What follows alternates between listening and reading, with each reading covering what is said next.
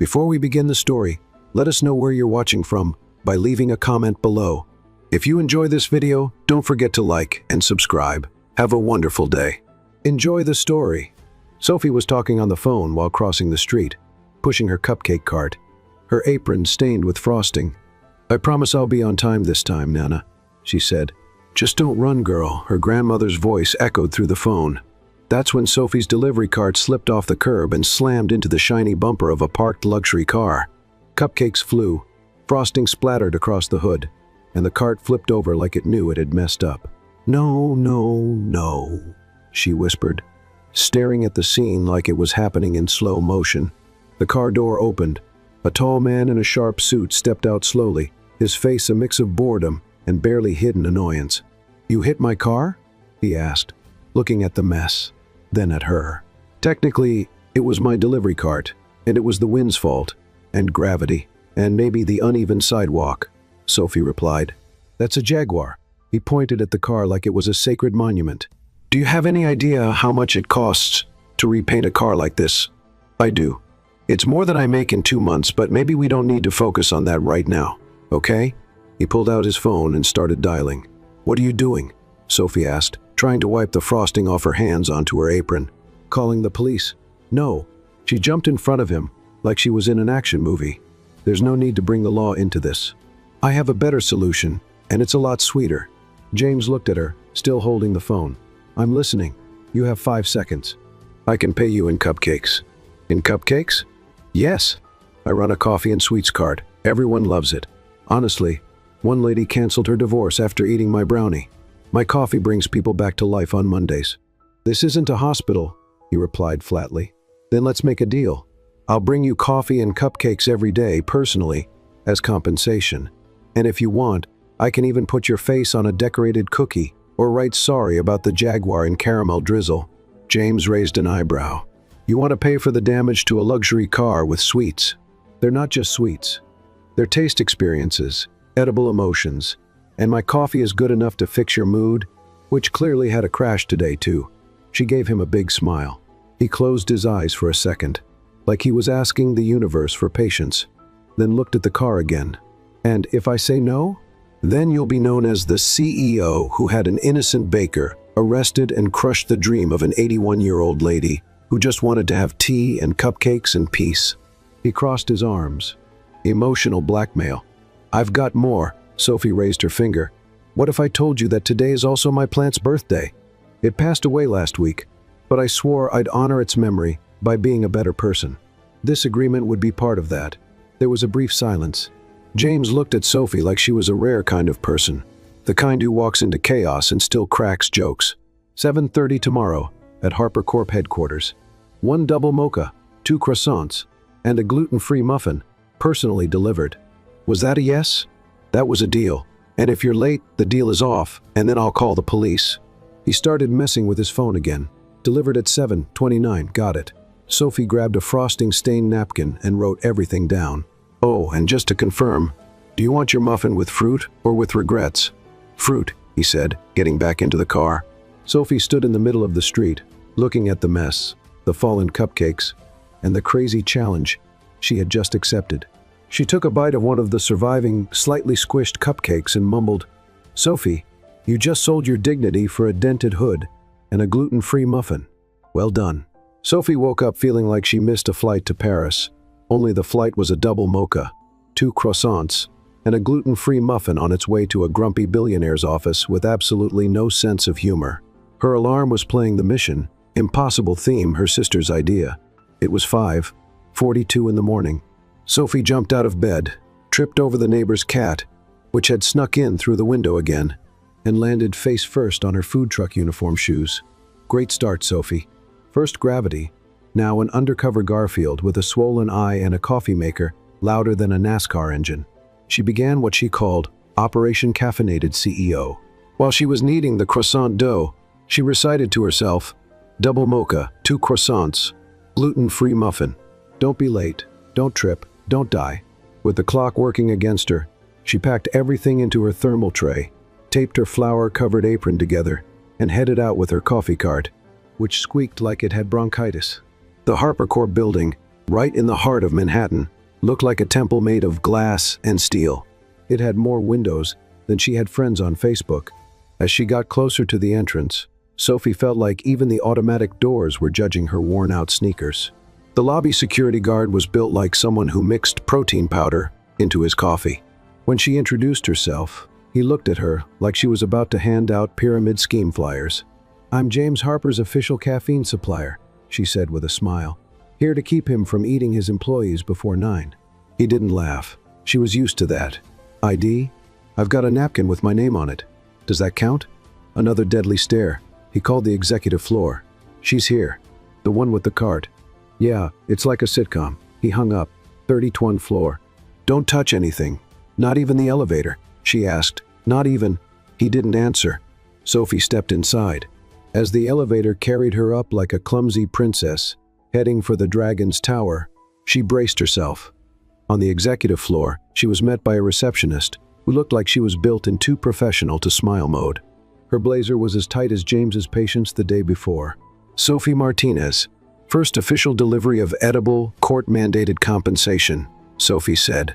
The receptionist pointed with her chin toward the glass office next door, never taking her eyes off the screen.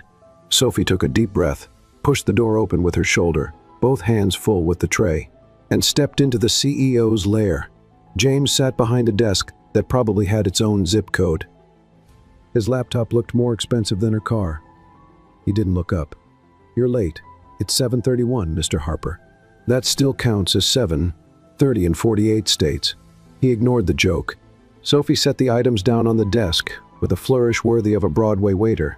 A double mocha made with artisan beans ground by hand, 2 blessedly crispy croissants, and 1 gluten-free muffin that cost me my soul and $16 in ingredients. James took a sip of the coffee and bit into the croissant like he was reviewing a tax report. "It's edible." That was almost a compliment. "Are you okay? Should I call a doctor?" He didn't blink. "Bring the next delivery tomorrow, same time. Any feedback? Yelp review? A wish for peace and light?" Less talk, more punctuality. Sophie rolled her eyes and headed out. At the door, she bumped into a giant vase in the reception area and nearly turned into a modern art sculpture made of coffee. On the second day, Sophie arrived 2 minutes early. James looked at his watch, then at her. "Still late. You know what you need? A sympathy muffin with leave me alone frosting." All week, the routine stayed the same. Sophie showed up. James barely spoke. She tried to make a joke. He chewed like a corporate robot. But slowly, something started to shift. On Wednesday, she handed him the muffin with a little note attached. "May contain traces of humor. Please alert us of any allergies." On Thursday, he returned the coffee cup with a sticky note. "No side effects. You may proceed." Sophie was so excited she forgot her tray on the executive floor. By Friday, she was exhausted. Her grandmother had needed care overnight. Her sister fought with her online boyfriend, and the neighbor's cat had thrown up inside her oven. Nothing was going right. "Here's your survival kit," she said as she walked into James's office. "Includes mocha, croissants, muffin, and a delivery person in zombie mode." He looked at her with a slight frown. "You look disorganized, and you look like the villain in an illegal drama. We make a good team." James bit into the croissant and chewed in silence. Sophie noticed a small photo on his desk, a blonde boy with a dog. "Your son?" "My nephew. Lives with my sister in Seattle." Sophie nodded. "He's cute. Looks like the kind of kid who likes marshmallows in his cereal." James glanced at the muffin. "You talk too much. And you don't talk enough. But don't worry, I'm keeping track of everything you say. So far, I've got a total of 57 syllables." He didn't smile, but for the first time, he seemed almost intrigued. Later, as Sophie left the building, she bumped into a man in a suit with an easy laugh. "Whoa, coffee with a jump scare?" she joked, trying to balance her tray. "You must be James Harper's famous walking caffeine." "He talked about me?" she asked, surprised. He said something like, "She's loud, dramatic, and insists on putting notes on the muffins, but she shows up on time, more or less. That's pretty much a love letter in Harper essay. Good luck. He's not as bad as he seems, just harder to figure out than a puzzle made of blank pieces." On Saturday, Sophie decided to try something new. She brought a small, personalized thermos with smiling cupcake drawings on the label. She wrote, "Daily dose of human tolerance." shake well before socializing. When she handed it over, James looked at the label in silence. Worried I'll sue you for having too much personality? If you're going to sue me, make it with caramel drizzle. It'll go with my record. He took a sip of the coffee, stayed silent. It's not as sweet today, he said. It reflects your soul, but I can make it sweeter tomorrow. Before she walked away, he mumbled, add a cheese roll on Monday. Her eyes went wide. What was that? A special request? Oh my gosh, you're evolving. He pretended not to hear, but she walked off practically dancing with her tray. That night, sitting on the couch with her grandma, Sophie thought out loud, Nana, Mr. Harper asked for a cheese roll. That's practically his way of saying good morning. If he ever asks for chocolate fudge, marry him. On Monday, she showed up with the cheese roll, a note on the napkin, and twice the enthusiasm. He ate everything without a word, but before she left he asked, are you always like this? Annoyingly charming? Yes. No, I meant persistent. Sophie paused for a moment. When it comes to muffins and grumpy billionaires, yes. He let out a short, muffled laugh, the first since the accident. She froze. Wait, was that a laugh? Am I hearing things? Hello, security. Harper has a fever. He just shook his head. Get to work, Sophie. And for the first time, she left with a full smile. The deal was working, but not exactly how she expected. And maybe, just maybe, this wasn't just about paying off a debt. It was the start of a connection built on coffee, sarcasm, cheese rolls, and something she couldn't name yet. The Harper Corp building was so fancy. Sophie felt guilty just stepping into the lobby. It was like walking into a museum, where every inch sparkled more than her entire paycheck. And now she was a regular there. On her second visit, she tried to roll in with her coffee cart and tripped over the entrance rug. James's cup flew straight onto the beige jacket of a man who turned out to be an international investor. Oh my goodness, I'm so sorry. I've got napkins, baking soda, the spirit of a housekeeper, whatever you need, she blurted, panicked, trying to clean the stain. Are you kidding me? This is coffee, double mocha, organic beans. It stains, but it's premium. The man huffed and stormed off. Sophie was left in the middle of the lobby, holding the empty cup and what was left of her dignity. The next day, she tried to take a shortcut through the hallways and accidentally walked into the security wing. She only realized when two guards with stern faces showed up. Do you have clearance to be here? I have divine clearance to spread coffee and joy. ID. I have a badge from the coffee shop and a loyalty card with 8 stamps. She was escorted back to the front desk by 2 large guards while employees watched, trying not to laugh. Of course, James heard about it instantly. The coffee lady almost broke into the IT department. Clara, his assistant, said with amusement. He just muttered while reading something on his tablet, but the moment she left the room, he quietly typed on his phone, Clara, find out everything you can about Miss Sophie Martinez, discreetly. Over the next few days, Sophie was mistaken for an employee 3 times. A new intern saw her with the tray and said, Hey, do you know where meeting room 4B is? I barely know where my own sanity is. So, you're from HR? I'm from coffee, which is kind of like HR for emotions. While Sophie kept racking up awkward moments in the city's fanciest building, James watched from his glass office. He couldn't understand why that clumsy woman kept taking up space in his thoughts. Clara eventually handed him a short report. Lives in Queens. Cares for her elderly grandmother and teenage sister alone. Dropped out of college to support them. Works 2 shifts. Never late on rent. No legal issues. She's honest. James didn't respond right away. He just stared at the screen. And she still finds time to make filled croissants, he muttered. Pardon? Nothing. Keep working. Friday night, and the Harper Corp building was almost empty. James was still working, as usual, watching the city below while finishing reports. That's when he saw her. Sophie was on the sidewalk in front of a fancy restaurant on the corner. She held a tray of coffee and looked clearly embarrassed. Across from her, a woman in a red dress was yelling loudly. Do you really think I'm going to accept this? This garbage you call a latte? My dog has better taste than you.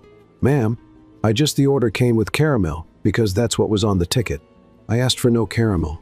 Are you stupid or just pretending? Sophie lowered her eyes, trying to keep her voice steady. I'm sorry. I can replace it, no charge. Do you think I need charity? Look at you. You shouldn't even be here. People like you should be selling cheap stuff in the suburbs. The words hit Sophie like a punch. Before she could respond, a new voice came from behind her. "Are you sure you want to keep having this conversation in public?" The woman in red turned around. James Harper stood there, flawless suit, cold stare, hands in his pockets. "And who are you?" she asked with a tone of disdain. "The CEO of Harper Corp and the person who funds part of your investment portfolio, Miss S. Langley." The woman's face went pale. "I didn't know that." "Well, now you do. And I tend to appreciate people who treat others with respect. You know, that helps with corporate image reports." Sophie stood there in shock. The woman mumbled something and quickly walked into the restaurant. Silence. "You were inside?" Sophie asked, still confused. "I was in the building, saw it from the window, and decided to become a street hero. Let's just say I hate arrogant people, especially when they're picking on someone who doesn't deserve it." She took a deep breath, her eyes still wet. "Thank you. I've heard things like that before, but not so publicly." "Don't thank me. It was instinct." Sophie looked at him. For the first time, she didn't just see the cold, calculated CEO. There was something else, a man who didn't tolerate injustice, a man who'd been watching from afar but saw more than others did. She gave a slight smile. "And here I thought you only knew how to criticize muffins." "Don't make me regret it," he said, though there was a hint of a smile. Sophie turned around with the tray in her hand. Before crossing the street, she looked back. "Hey, James, thanks. Really, for the classy rescue." He nodded slightly. As she walked away, he stayed there, watching, not admitting even to himself that something inside him had changed. And, for the first time, James Harper found himself thinking that maybe, just maybe, life wasn't only about contracts and glass walls. Sophie didn't know shame could last over 48 hours, but ever since James stood up for her on that sidewalk, she'd been caught somewhere between confusion, embarrassment, and mild panic at the thought of running into him again. So when she got a call offering a last-minute catering gig at a gala event, she jumped at the chance. She needed the money, the distraction, and, honestly, she wanted to prove to herself that she could be professional, even in places where she didn't quite feel she belonged. Custom dessert table for a corporate event. The woman on the phone repeated. Formal theme, high-end guests, nothing flashy. The company name, Vellum Events, but the event sponsored by Harper Corp. Sophie, without thinking too much, said yes. Only hours later did her brain make the connection. Harper Corp? No way it's him. No, must be another Harper. Probably a cousin. There's always a cousin involved in these things, but the universe doesn't usually deal in hopeful guesses. On Friday night, Sophie arrived with her boxes of desserts at the main hall of the Astoria Grand, a venue so luxurious the floor tiles seemed to glow on their own. As she arranged truffles and macarons, she heard over the sound system, "Good evening, ladies and gentlemen. Please welcome our host, James Harper." Sophie froze. A spoon dropped to the floor. A waiter nearby raised an eyebrow. "Of course, because the world is small and irony is huge," she muttered. She turned slowly, just in time to see James at the center of the stage, impeccable suit, subtle smile, the kind of elegance she'd only seen in magazines. With each round of applause, Sophie felt like her soul was quietly trying to slip out through the nearest exit. Breathe. You're a professional who's about to mess up the frosting from sheer nerves. She was trying to focus on the candy wrappers when she felt someone next to her. "So, it's you." Sophie turned her head and came face to face with an elegant woman, hair pinned in a perfectly challenging bun. She held a champagne glass and looked at Sophie like someone inspecting a cracked vase. "Excuse me? You're the woman who hit my son's car and now brings him coffee every day, aren't you?" Sophie widened her eyes, surprised by the bluntness of the question. Well, yes. It was an accident, and the coffee part was my idea." "A friendly agreement?" The woman gave a half smile, completely humorless. "Let me be clear. Don't even think about making a move on him. Don't try to win him over. You're very different from our world." Sophie swallowed hard, trying to stay composed. "MAAM, Valerie. Valerie Harper, mother of the man you're clearly holding out ridiculous hope for. I'm not." "No need to lie. I've seen this before, sweet smiles, sad stories, thinking cupcakes can climb social ladders." Sophie clenched her teeth. "I'm not trying to climb anything. I'm here to work. Yes, I bring your son coffee with whipped cream, by the way, but that doesn't make me a national threat. This isn't a personal attack, dear. Just a fact. You don't belong in the same world." Sophie felt her throat tighten, but she took a breath. The world I come from is full of people who think they're too important to notice the person serving them. I didn't come here to win anyone over. I came to deliver the best pastry in town. If that's offensive, maybe what you need is a little more sugar in your life. Valerie stared at her for a long moment, then turned with elegance and walked away like she was floating. Sophie let out a slow breath. What a night, she muttered. Now all that's missing is the ceiling falling or me tripping over a violinist. Minutes later, she stepped behind the scenes to catch her breath. She needed air and emotional distance. She was staring at the wall, thinking about ditching the event and escaping through the kitchen, when she heard a familiar voice.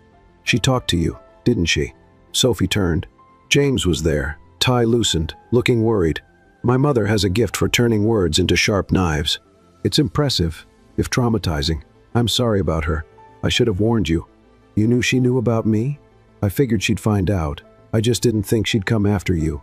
Sophie let out a dry laugh. You're different from our world. That was the line of the night. Beats the restaurant lady who called me a Brooklyn roach. James ran a hand through his hair, clearly uncomfortable. I'm trying to keep her from interfering, but it's not easy.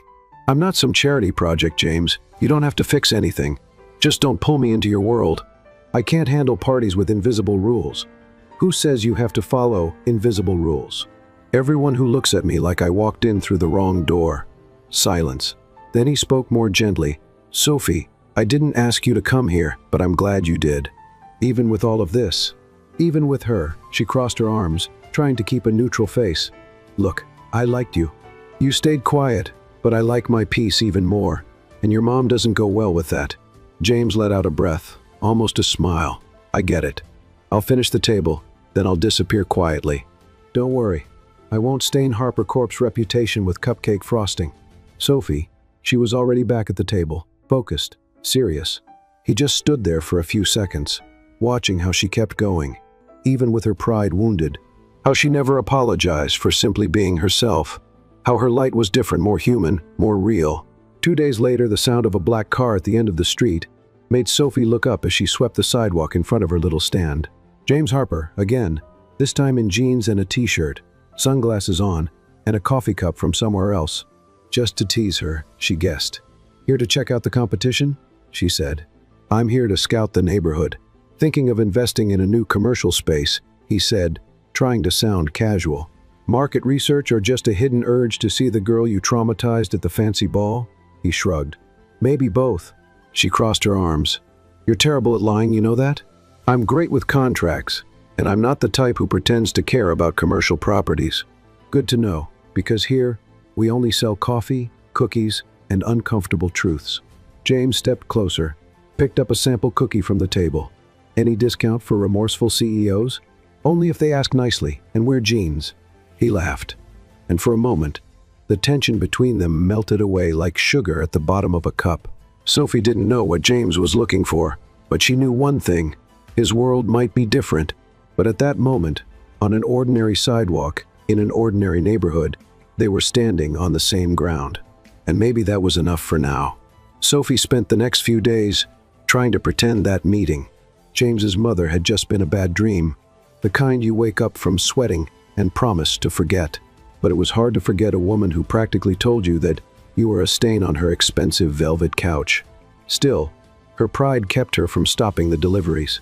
At 8:00 in the morning, there she was, standing tall with her coffee cart, her courage, and a defiant little smile. Morning coffee for the CEO, with whipped cream, just how the prince likes it. Clara, the assistant, glanced at her, then at James's closed office door, and whispered, "He seems different these days." "Different how?" Sophie asked, adjusting the tray. "Less grumpy, more thoughtful. Yesterday, he even turned down 3 meetings and bought flowers." Sophie choked on her own breath. "Flowers? Yes. Roses, red ones, a dozen." Sophie didn't reply. She just stepped into the elevator, trying to hide the confusion in her mind. When she opened the office door, James was there, sitting as usual, but this time, no suit. He wore a dress shirt with the sleeves rolled up and reading glasses. He looked more human, more approachable. "Your morning fuel," she said, placing the cup on his desk. He looked at the drink, then at her. "I liked your speech at the party." Sophie raised an eyebrow. The cupcakes aren't a national threat speech? Exactly. It was well said. Great. Want me to print and frame it? Could go right next to your MBA. He laughed a real laugh. Do you always talk like this? Like what? Like every sentence is a little battle of sarcasm. I'm small. I have to make up for it with sharp words. James smiled, but there was something else in his eyes, as if he were about to say something but changed his mind at the last second. Sophie noticed. What is it? I need to show you something. He picked up the projector remote and pointed it at the wall screen. It's about a company project, a new social initiative we're building, and, well, it has everything to do with you. With me? Yes. After that day at the restaurant and the party, I started thinking. James clicked the remote, revealing slides titled Harper Foundation Program for Independent Women Entrepreneurs. Sophie's eyes widened. What? A support fund for self-employed women who face financial challenges but still keep their businesses running. The idea is to offer mentorship, startup capital, and logistical help. The first suggested name for the leadership role is yours. Sophie went quiet. You want me to run this? I want you to lead it, the way it should be, with honesty, hard work, and real-life experience. She leaned back in her chair, still taking it all in. Is this real? I've never been more serious. This changes everything. It does. That's why I need you to think it through. But first, I need to be honest. Sophie sat up straight. What is it now? James hesitated, then got up and walked to the window. I had you investigated. Silence. What? When you started showing up here every day, I wanted to understand who this woman was that disrupted my routine. I asked Clara to look into you, and I read it all: your background, your story, your life. Sophie felt her stomach turn. So all this, the flowers, the project, is it guilt or just a bored millionaire's curiosity? It's admiration. It's respect. It's something I can't even name yet, but it's not pity. She stayed silent, staring at the coffee cup that now felt like it weighed a ton. I should be mad at you, she murmured. Are you? She took a deep breath. I am, but also thankful. Not for the report, but for seeing me. James took a step forward. So, will you accept the project? That depends. I'm not sure I trust you yet, James Harper. He nodded, no pressure in his voice. One step at a time, then. Sophie stood up, picked up the empty cup, and turned to leave. Before she stepped out the door, she said without looking back, but the fund idea? It's brilliant, and yes, I want to be part of it. From that day on, their connection began to take on new colors. James started showing up at Sophie's stand in Queens regularly, always with silly excuses. I'm just checking out the local business scene. Pure market research. Sure, and the croissant is just part of your risk analysis, right? She began visiting the Harper Corp headquarters, not just with coffee, but with ideas, sketches, dreams. And their meetings started ending with laughter, inside jokes, and eventually long silences filled with meanings neither of them dared to name. One afternoon, Sophie was helping her grandmother tend the small garden in front of their building when a black car pulled up. James got out, wearing dark jeans and a leather jacket. I brought this, he said, lifting a box. This what? Pancakes. Made by me. Found the recipe online. Sophie's eyes widened. You cooked? What kind of CEO do you think I am? The kind who prefers five-star restaurants over frying pans.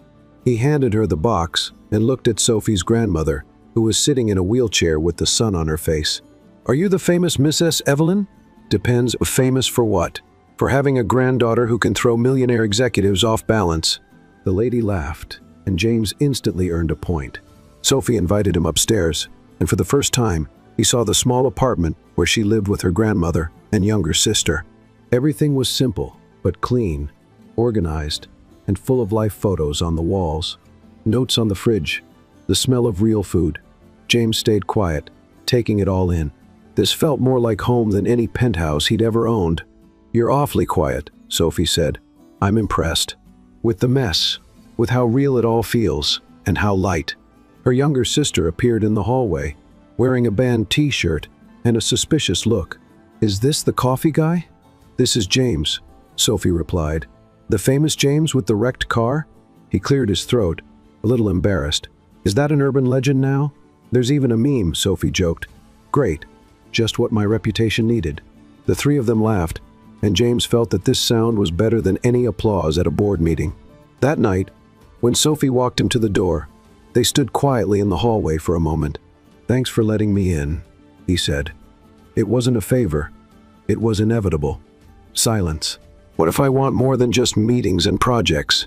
James finally asked. Sophie looked at him. "You do?" "Yes." She took a deep breath and gave a slight smile. "Then you'll have to deal with your mother, your reputation, and my pride. I've always been good with challenges." She stepped back and said, "We'll see," and gently closed the door. Later, sitting alone in the living room, Sophie looked at the coffee cup on the table. She remembered clearly the day it all began, the car accident, the fear, the ridiculous deal to bring coffee every day so she wouldn't get sued. Now she was part of his life, and he part of hers. But the world they lived in was still full of walls, and even though she didn't know what would come next, she was sure of one thing. No matter what happened, she wouldn't let anyone, not the past, not the pressure, erase the woman she was. What began as an accident now felt like a choice, and she would always choose the path that made her feel whole, even if that meant loving carefully. On Monday morning, the sun had barely come out when Sophie opened the yellow notebook with crooked letters and started scribbling ideas. She was sitting on a bench near the cafe, still wearing her flour-dusted apron and with a head too full to think about baking. James had said he wanted more, not just the projects, but her, and somehow that no longer felt so far-fetched. But Sophie knew feelings required more courage than any meeting in a glass-walled office, and she hadn't yet decided if she was ready for that. "Are you sketching croissants or making secret plans?" asked Isabella, her sister, showing up out of nowhere with a backpack and a juice in hand. "Trying to do both. It's a new kind of strategy." Isabella sat beside her, stretching her thin legs. "So, the handsome CEO showed up again? He has a name. James. Oh, sorry. James, then." Sophie didn't answer. She just gave a little smile, which was enough for Isabella to make a face. "If you fall for him, it's going to be like a soap opera mixed with Wall Street. If I fall for him, it'll be my problem. And probably my nervous systems too." Isabella laughed. "Just remember, handsome heirs can bring more headaches than bills. Don't worry. I've got experience with both." A few minutes later, Sophie was back at Harper Corp with her trusty coffee cart. This time, along with the usual orders, she carried an envelope with 3 pages of notes for the social project ideas about mentorships, hands-on workshops, partnerships with small suppliers. When she got to James's office, Clara stopped her before she could knock. "He's in a meeting with the board, but he said for you to wait. And he left this."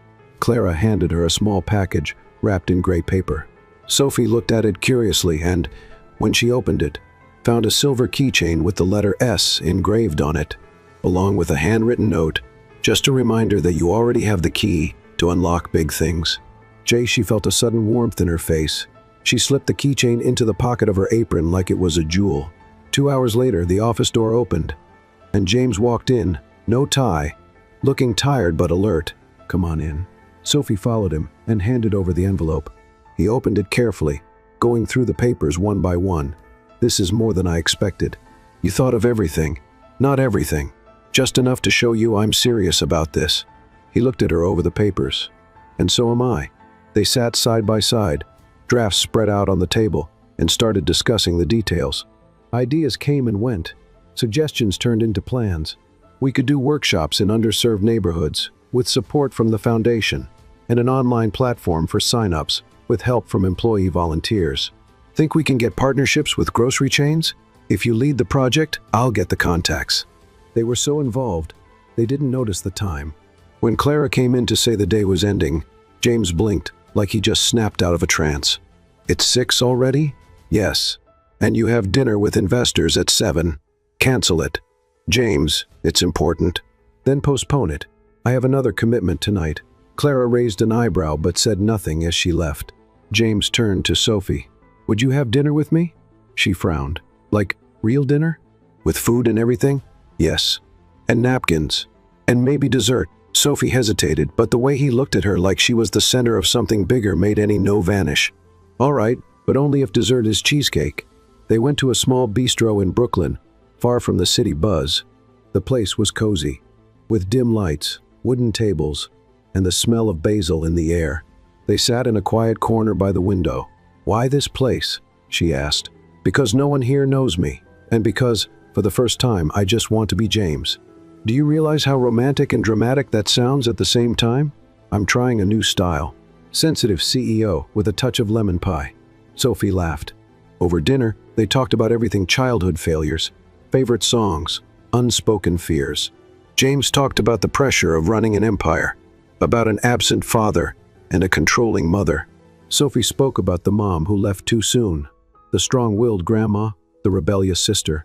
That's when James reached across the table and took her hand. "Sophie, you throw me off balance."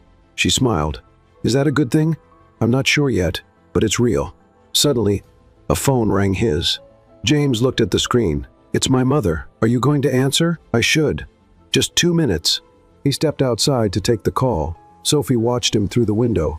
His expression shifted as the conversation went on, sometimes cold, sometimes frustrated. At one point, he ran a hand through his hair, clearly upset.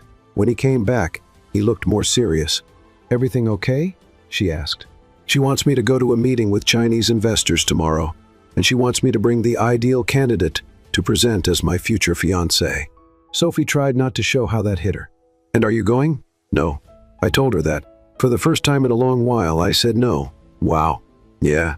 Kind of freeing, kind of terrifying. She didn't say anything, just took the last bite of cheesecake.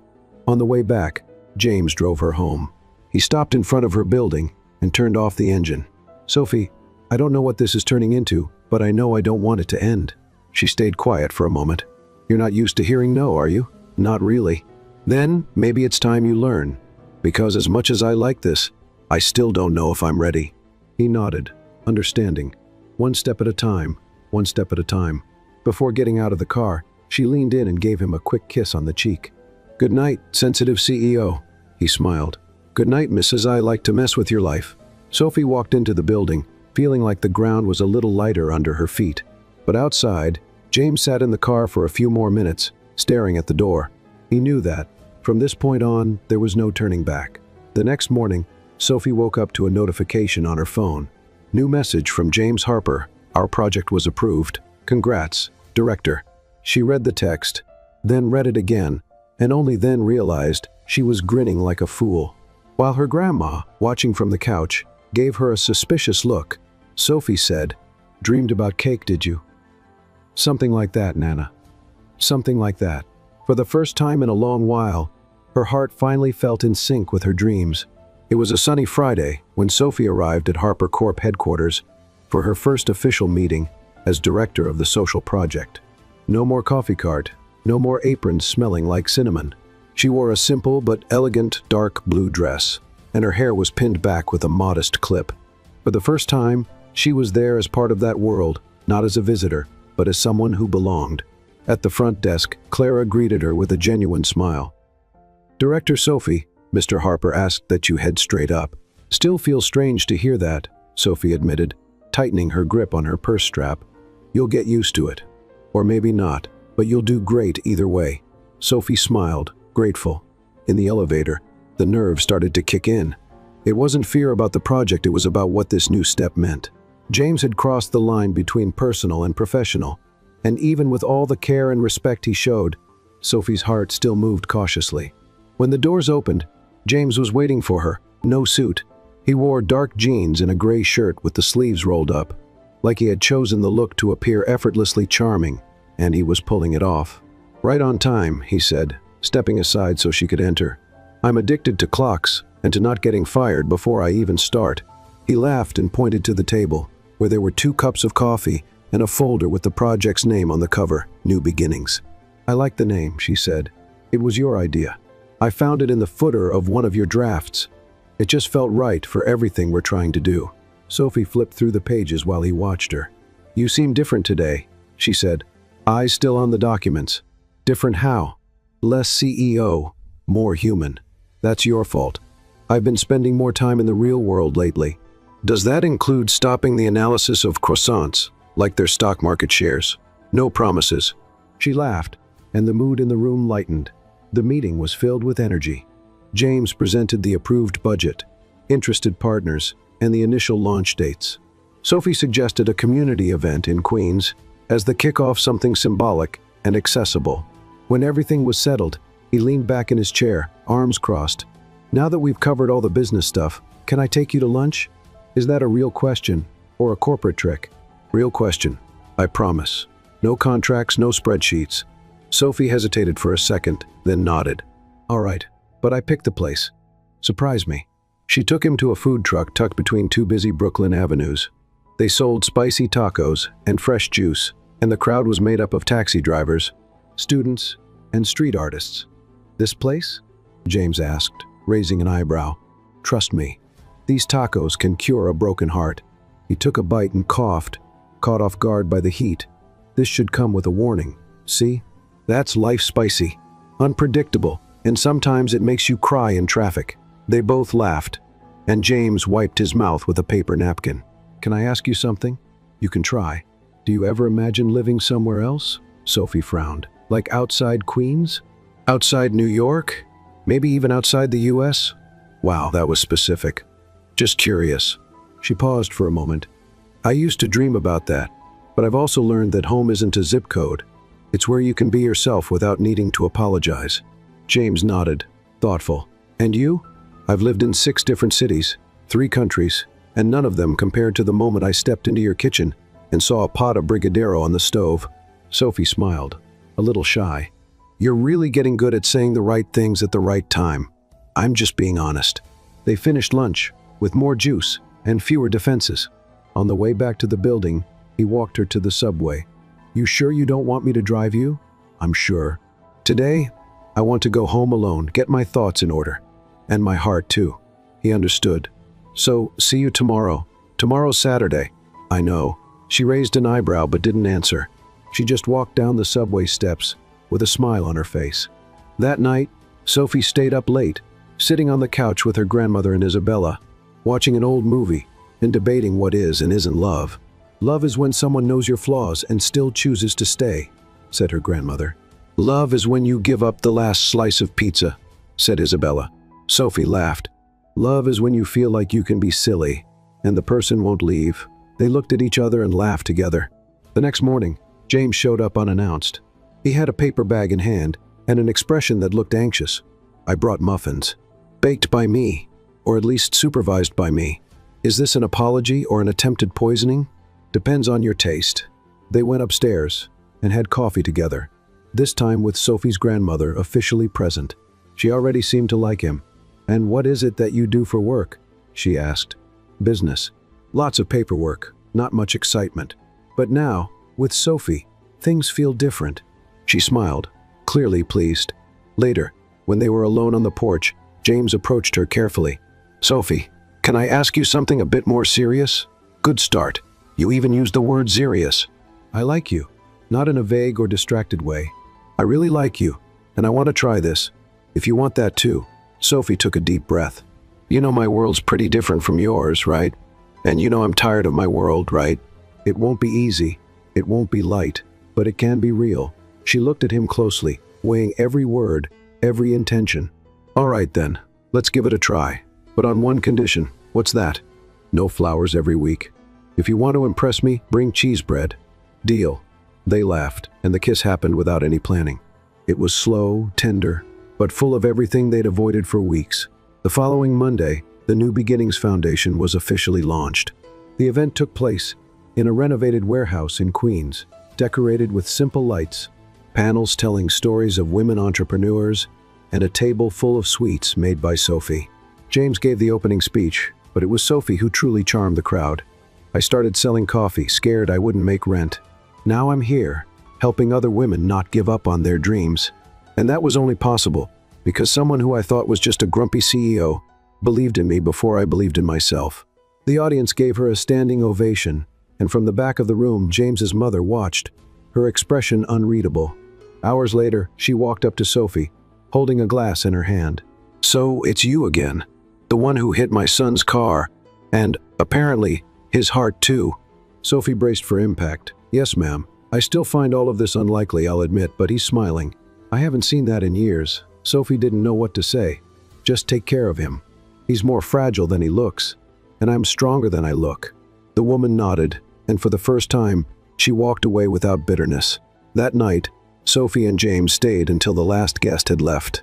Alone in the center of the warehouse, with the lights off and the smell of coffee still in the air, he held her close.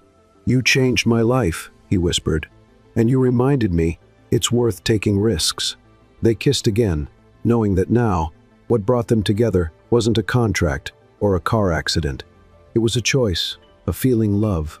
The week after the launch of the New Beginnings Foundation, things began to shift in deeper ways than Sophie had expected. The project was running full speed ahead, yes, but it was what was happening outside the spreadsheets that kept her up at night. James was just as kind as ever, but now there was something more in the way he looked at her, a deeper care, an attention that went beyond the professional. And even though her heart beat a little faster, Sophie also felt the weight of all the things they hadn't said yet. That's why, when he invited her to spend a weekend out of town, she hesitated. "It's just a quick retreat with investors," he explained. "But there'll be a welcome dinner, and I thought maybe you'd want to come with me." "James, I don't have clothes for that kind of event." "That's easy to fix. A company card can solve that. Or you could wear your famous dark blue dress." "I like that one. It's not just about clothes." He got it right away. "You're afraid of being judged again. I survived your mother, but I still remember the way she looked at me like I was an accident that shouldn't have happened." "You're not an accident, Sophie. Not in my life and not in this project." She looked away, but after a few seconds she said, "All right, I'll go, but on one condition." "Another one?" "You have to promise that if I trip and spill red wine on someone, you'll pretend it was part of a performance art flash mob. Deal." On Saturday, Sophie packed a small bag and left Isabella and her grandmother in charge of the house, with handwritten notes and carefully labeled frozen meals. The black car pulled up in front of her building right at 9:00 a.m. James got out, wearing a light blazer and sunglasses. He looked like he'd stepped out of a fancy cologne ad. Sophie, on the other hand, wore dark jeans and a cream blouse that she kept tugging down every 3 minutes. "Does this look okay?"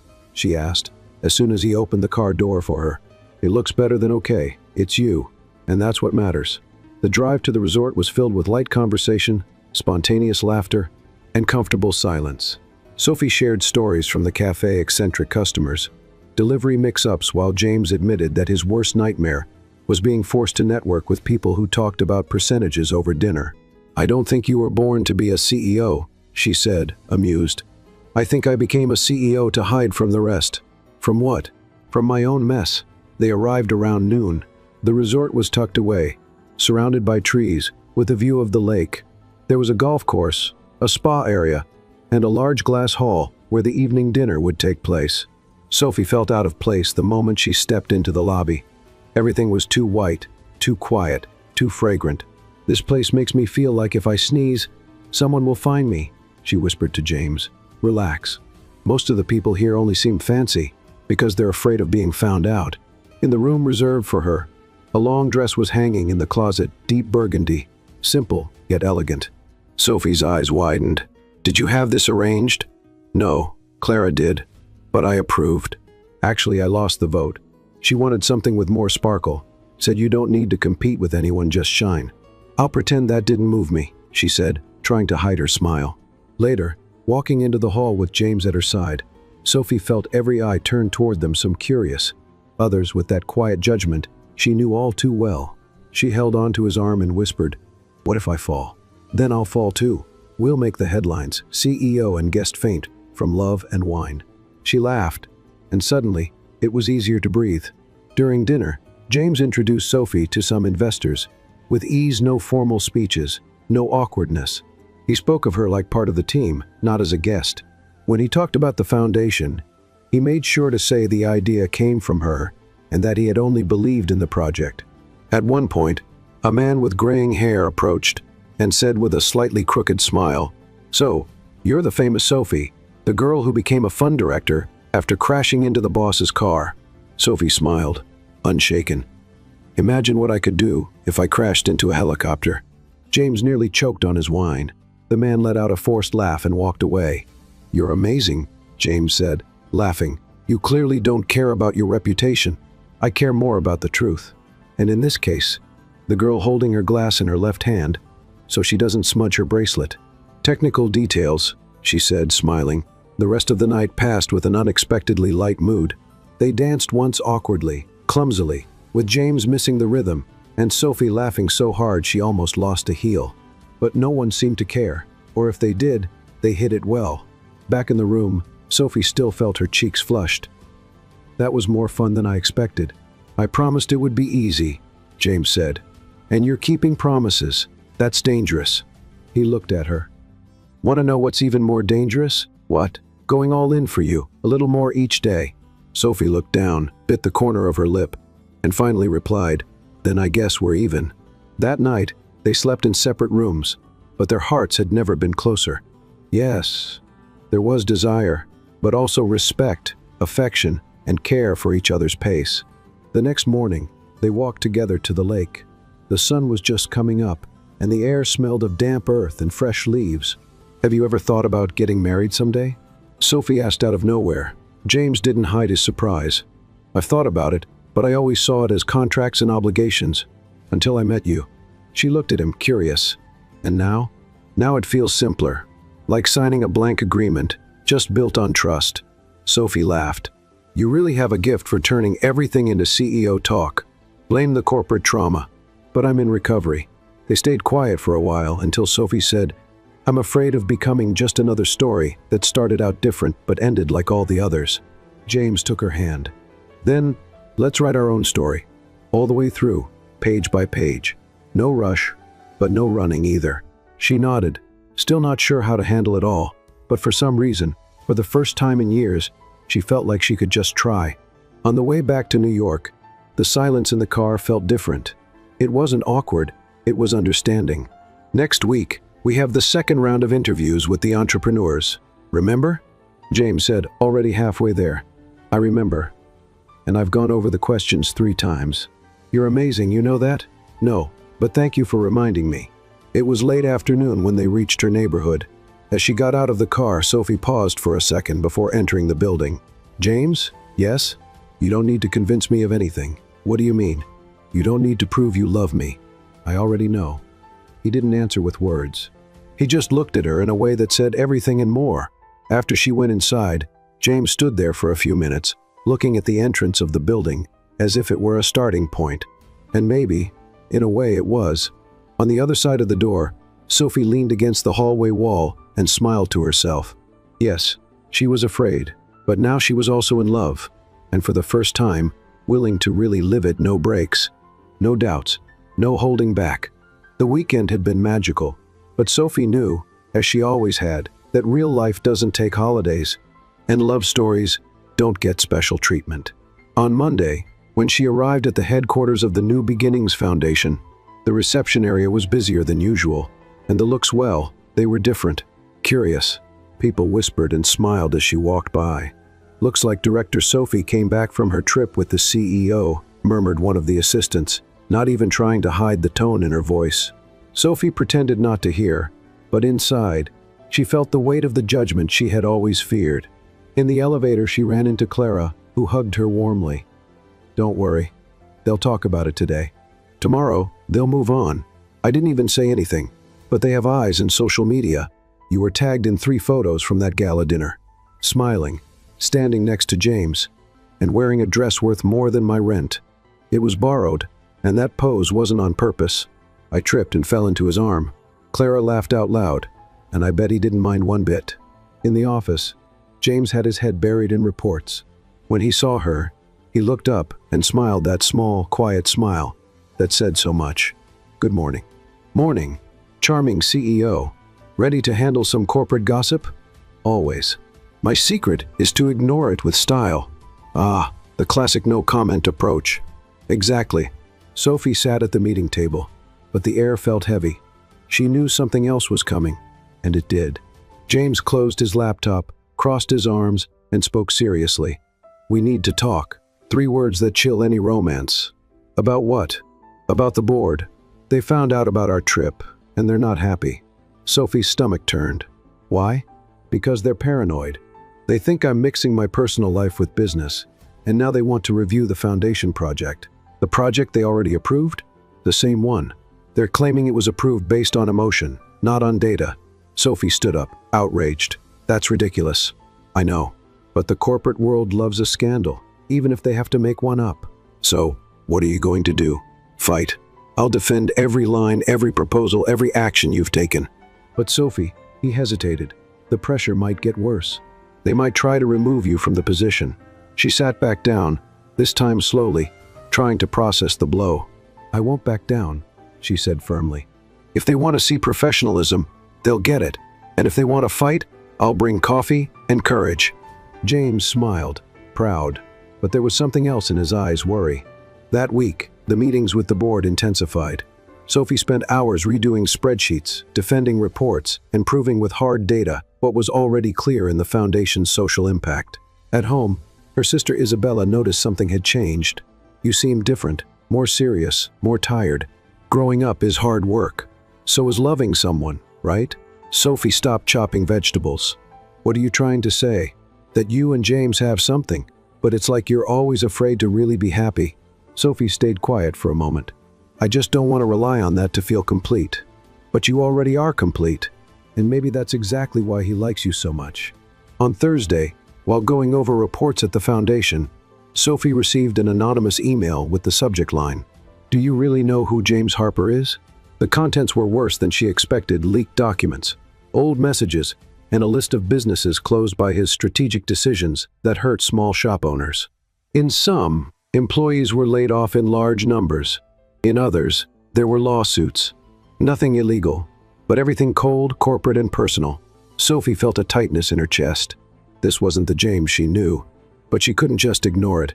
At the end of the workday, she walked into his office without knocking. "We need to talk." "About what?" "About the companies you shut down, the jobs that were lost." James slowly closed his laptop. "I figured this would come up, and you didn't think you should tell me? I thought you already knew. My past wasn't exactly clean. I was the kind of CEO who followed numbers and only numbers. That's how I was trained to cut where it hurts, as long as it didn't bleed on paper. And now? Now I'm trying to fix it. With you, with the project, with every woman who finds a chance in this foundation to no longer depend on anyone." Sophie didn't respond right away. She was still processing. "Have you changed? I'm trying. And maybe part of that change is because you came into my life." She sat down across from him, still feeling uneasy.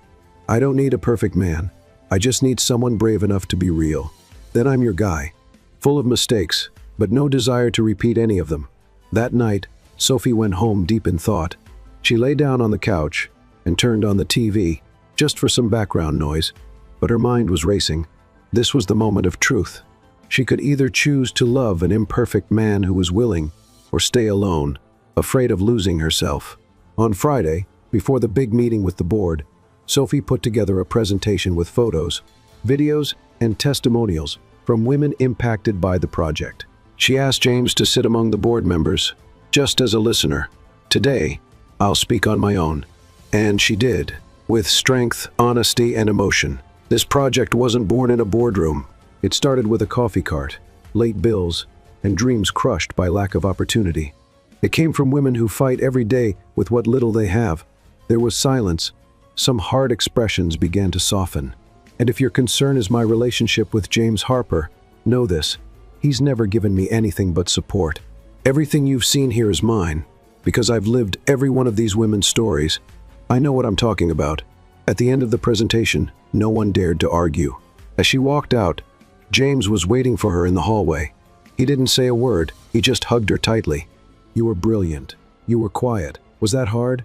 "Yes, but it was necessary." By the end of the day, an official email went out to the board.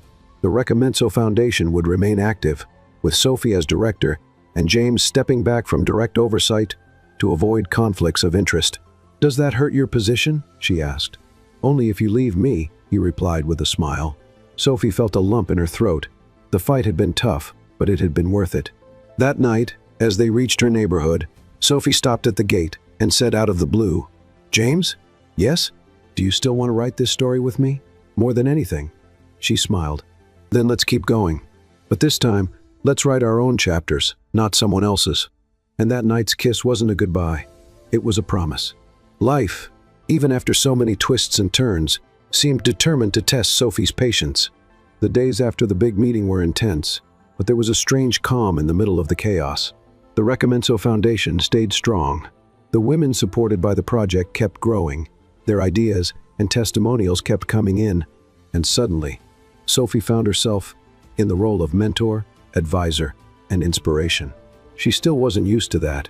Being an inspiration was scary, especially for someone who, not long ago, was tripping over office rugs and spilling coffee on expensive suits.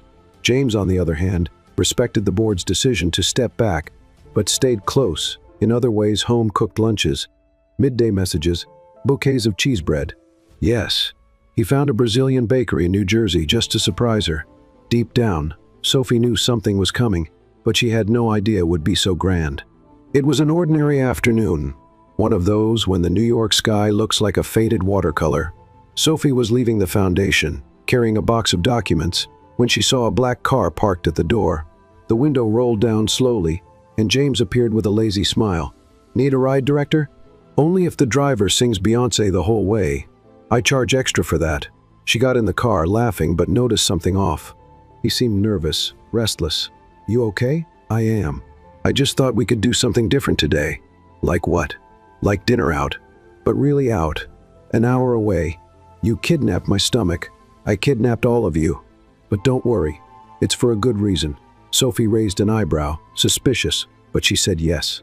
On the way, he played a playlist full of songs, she loved ones she was sure he didn't know.